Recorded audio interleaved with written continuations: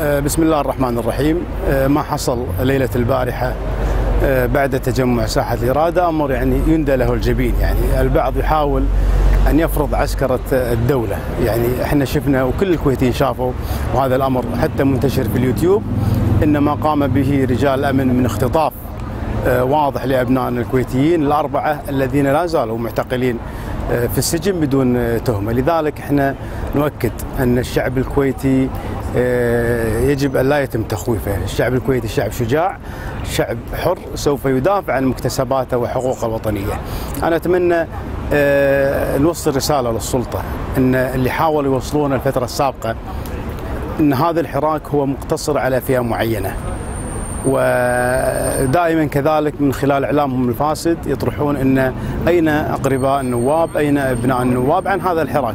أنا أعتقد باستعراض أسماء الأربعة المعتقلين هو أكبر رد على هذه الشبهات. منذر الحبيب، عبد العزيز أحمد السعدون، العريفان، والرابع مبارك دبداب المطيري. هذا دليل أن جميع أبناء الكويت من مختلف الشرائح كانوا ممثلين في حراك أمس. وجود كذلك ابن رئيس مجلس الأمة السابق أحمد عبد العزيز السعدون يدحض اتهامات أن النواب لا يدعون أو لا يتواجدون أقربائهم في ساحة الإرادة. ما نؤكد عليه أننا نحن شعب حر، لا نقبل أن يستخدم معنا الضرب، ولا نقبل أن